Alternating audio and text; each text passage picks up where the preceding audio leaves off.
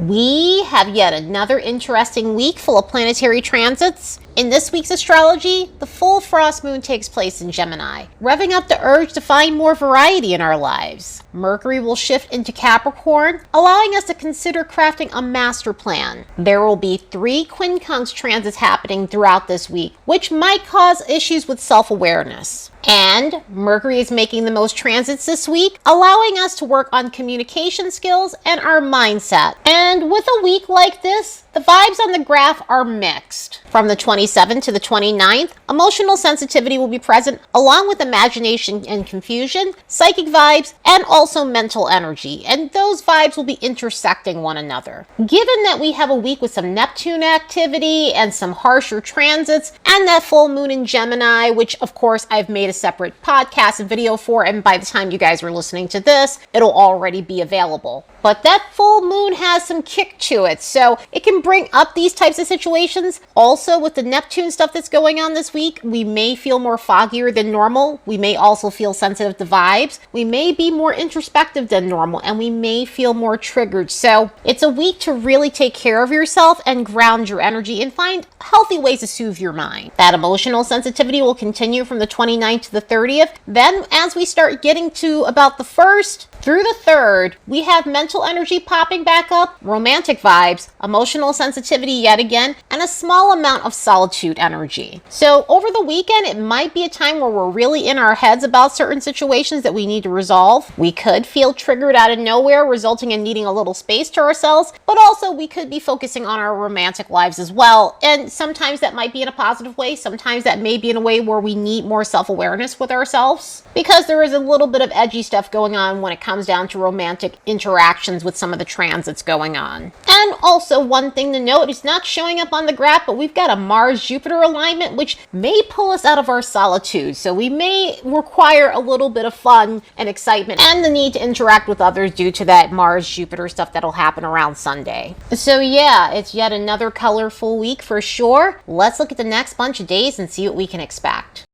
As a reminder, don't forget to like and subscribe because it helps this channel grow. And if you'd like to support the work of this channel, you could do so by buying me a fresh cup of coffee. There's a link in the description box below. On the 27th, Mercury's making a square with Neptune. And since Mercury is in pre-shadow, this is part 1 of 3 that we'll have in total. So we can expect this square to repeat itself on December 26th and then on January 8th of 2024. For this reason, some of the things that I'm talking about are going to come up again on those dates for us to revisit and understand exactly what we need to resolve within that energy. Because of the haze that an alignment like this creates, there could be moments where we're misinterpreting something, or misinterpreting information, or misinterpreting something that someone is saying. So we might find ourselves going back over a conversation or going back over some details that we might have missed, or just overall trying to comprehend situations that seem to elude us. A vibe like this could cause moments where we feel more forgetful than normal. We may feel more absent-minded than normal. Neptune and Mercury and Neptune squares or any hard alignments with these planets tends to give us a case of misplaced thoughts or misplaced items because, again, we're dealing with a lot of forgetfulness and haze through an energy like this. So there might be times where we're feeling as though our mind is lapsing a bit. And because of this, we might feel distracted around this point in time. We may feel more disorganized than normal. Plus, our attention span may not be what it normally is. So we really need to make sure that we're grounding ourselves if we can. And if there's just something important that we need to do, if we're able to put it off until tomorrow or put it off for a couple of days, then I would definitely recommend that under this energy. Although this stuff is going to come back around because it's a Mercury retrograde alignment. Another thing to note with this alignment, due to its fogginess, we need to be aware of overthinking things to the point where we're making up scenarios in our head that may not be true. Also, speaking of the truth, if it is a situation that is grounded in reality, we may be uncovering something that we needed to find out. That doesn't have to be negative. That could be a positive thing. It could be a neutral thing. And of course, yes, it can be an uncomfortable thing depending on the circumstances. But again, with an alignment like this, it is a classical Mercury retrograde alignment, so try to pay attention to the details. Make sure if you're signing up for anything, you're reading the fine print. Make sure you are going over every document with a fine-tooth comb. If you're feeling as though you're getting a little bit skimmy, give yourself a break when it comes down to reading reading important details of anything, so that way you make sure you're getting a fair deal, or whatever you're trying to work out for yourself ends up working out in your favor. On the 29th, we have our first of 3 quincunxes for the week. The Sun's going to make a quincunx with Jupiter, which may rev up the need to puff out our chests. And because this is a quincunx, it may enunciate issues that we have when it comes down to having an inflated sense of self and not having the awareness to know that we're acting in an arrogant manner. So a vibe like this could give us the nudge needed to work on overconfidence. Sometimes this can come in the form of experiencing some form of ego deflation. So it'll definitely come to our attention to work on our levels of conceit with an energy like this. Also, this may show us where we have impulse issues. This may show where we go overboard, and overboard in a sense where we're overly careless when it comes down to things. We're reckless when it comes down to seeking pleasure or any other excitement-seeking sort of behaviors. Or this can show us where we act too dramatically in situations, or where we do things to create drama in order to get an ego boost. So this is one of those teachable moment sort of energies. It does have some positivity to it. As I always say, when I see overconfident energies, sometimes I would rather you guys be overconfident than not confident at all. And the cool thing about this alignment is it does have its fun spots where it does bring out our playful side. And with a week like this, we can use something like that. So try to play with this energy in the most balanced way possible. By the time we get to the 30th, our second quincunx for the week occurs, and this time it's with Venus and Neptune. And so with a vibe like this, it can show us where we lack self-awareness when it comes down to relationships and our finances. Also, this alignment is tied to the Neptune retrograde cycle. Neptune will be going direct really soon, so this might bring up some themes from July when Neptune was entering its retrograde. Neptune went retrograde a few weeks before that, and so it can bring up things from that early stage where we might have lacked self-awareness when it comes down to our relationships and finances. Also, this was connected to the Venus retrograde. Yes, Venus retrograde is very much over. However, we might have a little bit of deja vu about certain things that was occurring around that point in time with that cycle as well. But a vibe like this can show where we have blind spots when it comes down to our love lives. It can show our tendency to be self-destructive. It could show where we ignore warning signs, just red flags overall when it comes down to people and other situations, whether that could be financial situations, job situations, and of course, the romantic stuff. Also, this may show where we have some unrealistic expectations when it comes down to our love lives. And that can come in so many different forms when it comes down to unrealistic expectations. Sometimes it's chasing unavailable people. Sometimes it's expecting more than one person can give. And because of the Neptune element, it may show where we're looking for a fairy tale when that may not be possible. Not saying that we can't have happy love lives, but on the unhealthy end, sometimes when we go into that fantasy land of Neptune, it can create some unrealistic expectations of what a person can give us. On a constructive note, if we were using this energy positively, it can aid us in using our imagination in healthy ways, where we channel it through creativity such as art, poetry, writing, music, dancing, acting, film, and other right brain activities. 24 hours before Mercury shifts into Capricorn, it's going to make a connection with Pluto, and this is the first of 3 alignments it'll make with Pluto. The thing with this pairing is it has a problematic tone to it. And the reason why is communication could be difficult under a transit like this. So there may be moments where we're dealing with power struggles with really difficult individuals.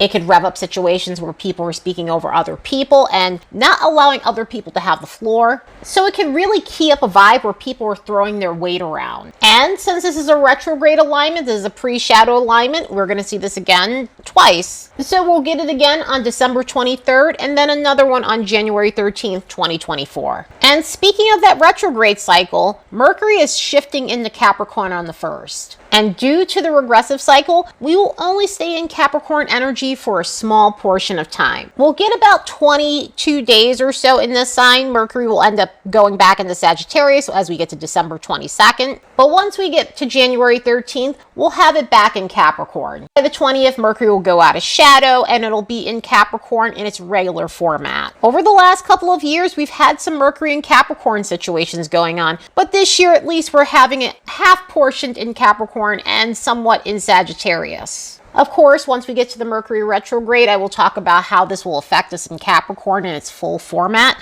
For now, I'm going to talk about how Mercury works in Capricorn as a pairing when it's not in an inverse cycle. In Capricorn, Mercury demonstrates the art of effective communication. And by effective communication, I mean efficient interactions. We start to take things more seriously and more focused to determine where our energy should be directed. This is what the vast difference is between Mercury and Sagittarius versus Mercury and Capricorn. In Sagittarius, we get ultra expansive. In Capricorn, we constrict. Both have their positives, both have their lower expressions, of course. But in Capricorn, the dial gets turned down a bunch of notches to a more suitable octave. We might feel more reserved rather than feeling as open as we did in Sagittarius. So the way we communicate and think becomes less wordy and loud and more concise. And due to the nature of this energy, we tend to think more logically. A vibe like this thrives on things that offer less filler. That way it can absorb information effectively. We also can find our critical thinking skills being more revved up than normal in this. So a lot of reasoning gets used in an energy like this, allowing us to comprehend information, allowing us to solve problems in a more direct manner, but also taking our time to understand what's going on detail-wise.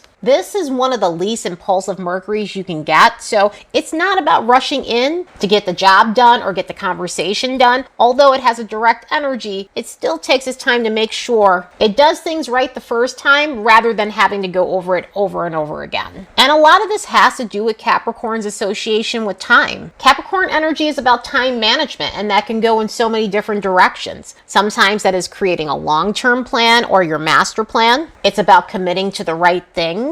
But it's also about not wasting your time at all. So through this energy, anything that wastes our time and doesn't yield some sort of result, some sort of return on investment, might end up getting tossed in the wastebasket. Especially with that retrograde that's going to happen. It can have us looking at things that waste our time so we can move forward to something that's more constructive. With the communication style of this energy, things may seem more direct than normal. Things may seem more short than normal. In other words, the way people interact with you may seem very clear and very concise, but also it can be times where we're getting text messages that are just very much to the point. Under this influence, we can notice more short text messages more than normal, in the sense of getting those one-word text messages back from other people. So on a social level, this energy in itself is not the most social. It's not to say that we won't be socializing. We will absolutely be socializing. That never changes. We just may feel a little more reserved than we typically do. We could feel more self-focused because under an energy like this, it tends to be very much one-pointed. So our focus goes on ourselves, it goes on our goals, and sometimes that's very necessary. However, on a lighthearted note, which I know generally doesn't get associated with Capricorn, but Capricorns can be very lighthearted, especially if you get them at the right time. This energy tends to be very humorous, so it does bring a little bit of comedic tone to the air. Maybe in a sardonic way, but nonetheless, it brings in a humor about it. Simulation-wise, we can crave mastery. In other words, we might be looking to dominate a particular subject. Sometimes this can be our career, sometimes this could be something that we're trying to learn, sometimes it could be something to deal with our long-term plan. Under Capricorn, this can really be about crafting the perfect image or the perfect reputation. And our minds can really go on creating stability for ourselves under this energy. And that stimulates this kind of Mercury. I know that that may not sound so fun, but a lot of the times, most of the time, we need that sort of thing in our lives in order to have sustainability and consistency and stability. More fun end of mental stimulation, we may crave games of strategy under this energy. So it could be a time to really delve into things that involve intricacies, things that involve a sense of dominating an opponent, which could be things like video games or playing chess or some sort of mobile game with intricacies.